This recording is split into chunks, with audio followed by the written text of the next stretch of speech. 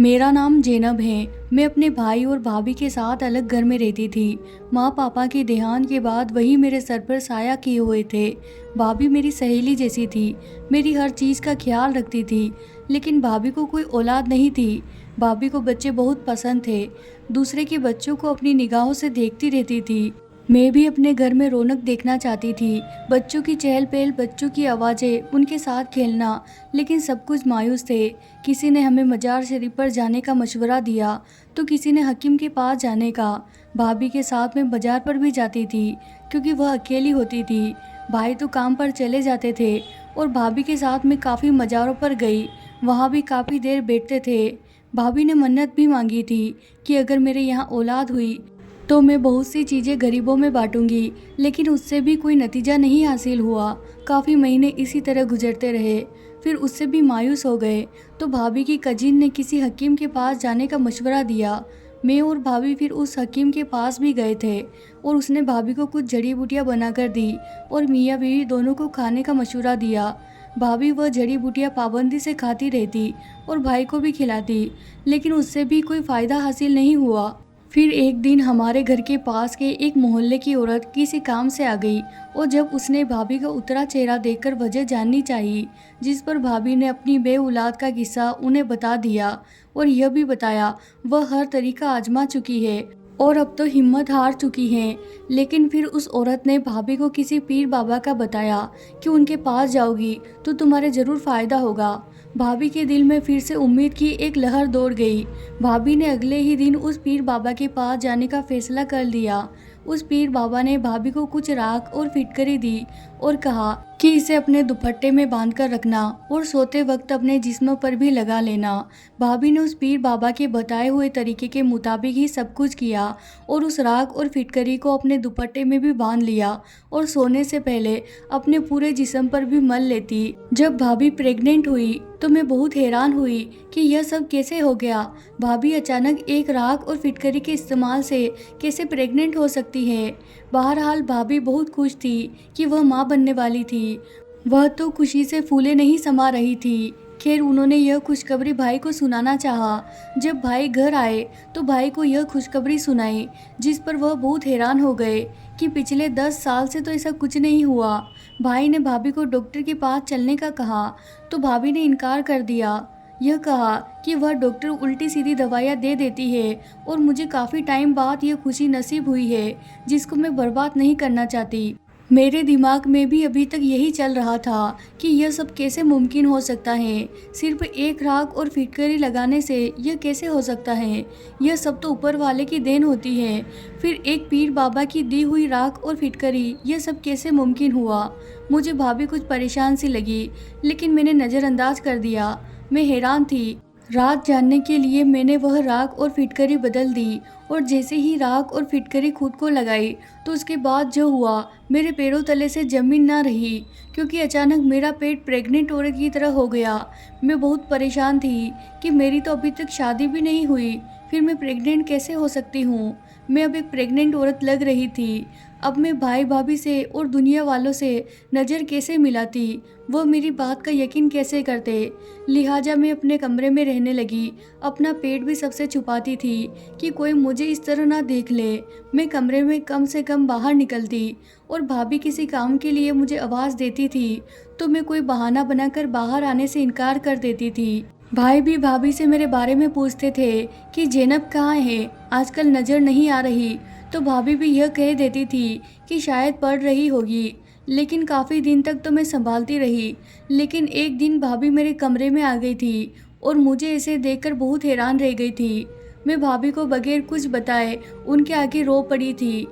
भाभी के बहुत इसरार पर मैंने भाभी को बताया कि आपको जो पीर बाबा ने राख और फिटकरी दी थी वह मैंने अपने ऊपर लगा ली, यह जानने के लिए कि आप अचानक एक राख और फिटकरी से प्रेग्नेंट कैसे हो गई थी, जिस पर मेरा पेट भी एक प्रेग्नेंट औरत की तरह ही हो गया है।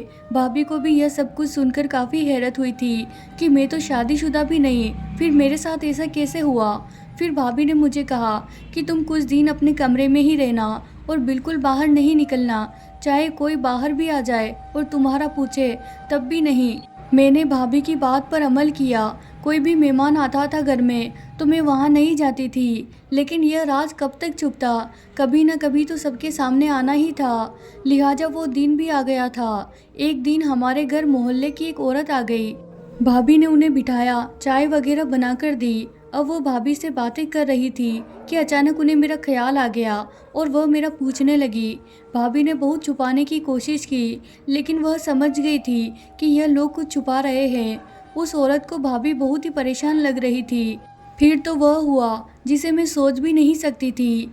भाभी कुछ काम से किचन में गई थी कि वह एकदम से मेरे कमरे तक आ गई थी। मैं हक्का बक्का रह गई थी कि अब क्या होगा। अब तो मेरी इज्जत सिर्फ ऊपर वाले के हाथ में है।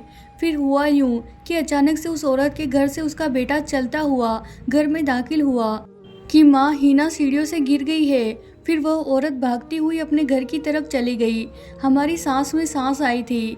अब भाभी ने कहा कि इसका जल्द से जल्द कोई हल निकालना होगा, वरना हम किसी को मुंह दिखाने के लायक नहीं रहेंगे। उस वक्त ऊपर वाले ने हमारी इज्जत बचा ली थी, लेकिन आगे क्या होना था हमारे साथ यह हमें भी नहीं पता था। भाई ने भाभी को बताने का फैसला किया तो मैं बहुत डर गई थी। भाई कहीं मुझे जान से ही न मार डाले। भाभी ने तसल्ली दी कि मैं तुम्हारे साथ हूँ तो डर क्यों रही हो, लेकिन यह कोई छोटी बात नहीं थी, एक कुंवारी लड़की का प्रेग्नेंट होना। भाभी ने कहा कि भाई को तो बताना ही पड़ेगा, वरना हम उसका हल कैसे निकालेंगे। लिहाजा भाई ने भाभी को बता दिया था, जिस पर भाई मुझ पर बहुत गुस्सा हुए थे कि उसने हमारी इज्जत मिट्टी में मिला दी है। मैं बहुत शर्मिंदा थी कि मैंने ऐसा कुछ तो किया भी नहीं था। यह सब कैसे मुमकिन हुआ। भाभी ने भाई को बहुत समझाने की कोशिश की थी, जिस पर भाई ने नाराज़गी का इजहार किया था। अब भाभी ने भाई से कहा था कि डॉक्टर के पास चलते हैं, वह इसका कोई ना कोई हल ज़रूर निकाल देगी। लेकिन भाई ने उस बात का कोई जवाब नहीं दिया था और अपने कमरे में चले गए थे। अब मैं भी अपने कमरे में चली गई थी और बहुत रोई थी कि यह सब मेरे साथ क्या हो रहा है। मैं भाई की नज़रों में गिर गई थी, जिसने मुझे माँ और बाप दोनों बनकर पाला था। मैं उनसे नज़रें मिलाने के काबिल नहीं रही थी। भाई मुझे बाहर देखते तो भाभी पर बहुत गुस्सा करते थे कि उसको कहो कि अपने कमरे से ना निकला करे, मैं उसकी शक्ल भी देखना नहीं चाहता। भाभी ने रात के वक्त भाई को समझाया था कि लड़की जात है, हमें उसका हल तो निकालना ही होगा, वरना उससे कौन शादी करेगा और उसके बच्चे को कौन संभालेगा। लेकिन आज भाई डॉक्टर के पास जाने के लिए राजी हो गए थे, लेकिन भाई ने गुस्से से मना किया था कि दिन की रोशनी में तो हरगिज उसे घर से लेकर वहां नहीं जाना। मौका देखकर भाभी मुझे डॉक्टर के पास लेकर आ गई थी। मैं बहुत घबरा गई थी कि अब क्या होगा मेरे साथ। डॉक्टर के पास काफ़ी भीड़ थी। हम वहां 2 घंटे से बैठे थे, लेकिन जब हमारी बारी आने ही वाली थी कि डॉक्टर का चेकअप का टाइम ख़त्म हो गया था और यह मामला अब फिर कल पर चला गया था। खैर हम वहां से घर आ गए थे। घर आए तो भाई ने भाभी से पूछा कि क्या हुआ, डॉक्टर ने क्या बताया। जिस पर भाभी ने बताया कि डॉक्टर के चेकअप का टाइम ख़त्म हो गया था, इसीलिए हम वापस आ गए थे और अब कल फिर जाएंगे। मेरी रात बहुत भारी गुजरी थी। ना मैं पूरी रात सोई थी और बस सुबह का इंतज़ार कर रही थी कि अब कब सुबह होगी और कब मेरी यह मुश्किल ख़त्म होगी। खैर सुबह हो गई थी। मैं और भाभी घर से एक छोटे से क्लिनिक पर ही गए थे। उस डॉक्टर के पास चेकअप करवाने के लिए गए थे। भाभी ने अपना चेकअप नहीं करवाया था, लिहाजा भाभी ने पहले ही अपना चेकअप करवा लिया था, जिस पर पता चला कि भाभी तो प्रेग्नेंट हैं और बहुत जल्दी माँ बनने वाली है, जिस पर मेरे तो पैरों तले से ज़मीन निकल गई थी। अब मेरी बारी आ गई थी और मेरी हालत भी बहुत बुरी हो रही थी और पसीना छूट रहे थे। डॉक्टर मुझे अपने साथ चेकअप के लिए ले गई। काफ़ी देर बाद डॉक्टर बाहर आई और कुछ परेशान रही। भाभी के पूछने पर डॉक्टर ने कोई सही जवाब नहीं दिया था और कहा था कि मैं कुछ टेस्ट लिख कर दे रही हूँ, वह करवा के मेरे पास ले आना। वह टेस्ट के पर्चे लेकर मैं और भाभी लैब गए थे और टेस्ट करवा दिए थे, जिसकी रिपोर्ट कल शाम 7 बजे आनी थी। उसके बाद हम घर चले गए थे। अब सिर्फ कल का इंतज़ार था। अगले दिन भी छुट्टी हो चुकी थी। हम बेसब्री से शाम होने का इंतज़ार करने लगे।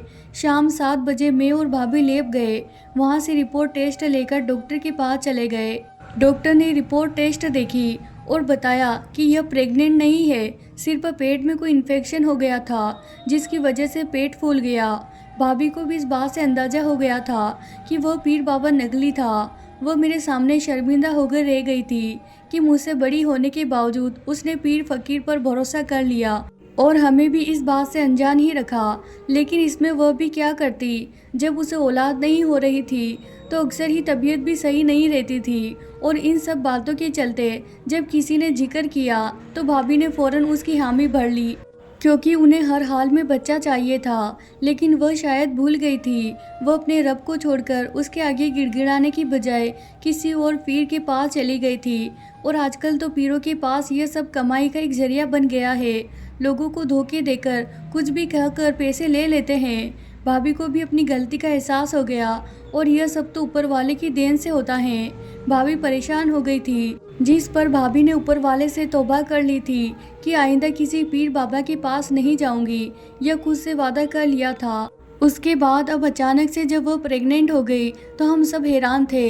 लेकिन वह ऊपर वाले का शुक्र अदा करने लगी कि उसने उसे माफ़ किया और उसकी झोली भर दी। आपको क्या लगता है, हमें पीर फकीर पर भरोसा करना चाहिए? और आखिर में जब भाभी प्रेग्नेंट हो गई, वह बहुत अच्छा हुआ था। यह उसकी सज़ा यही थी कि उस इन्फेक्शन की वजह से वह हमेशा बांझ ही रहती और दूसरे लोग भी भाभी को देखकर नसीहत हासिल करते और वह दोबारा कभी भी पीरों के चक्कर में ना पड़ती। तो प्यारे भाइयों और बहनों, ये थी हमारी आज की कहानी। अगर आपको हमारी कहानी पसंद आती है तो इसे लाइक ज़रूर करें और साथ ही हमारे चैनल पर नए हैं तो इसे सब्सक्राइब करना बिल्कुल ना भूलें। कहानी सुनने के लिए आपका बहुत बहुत धन्यवाद।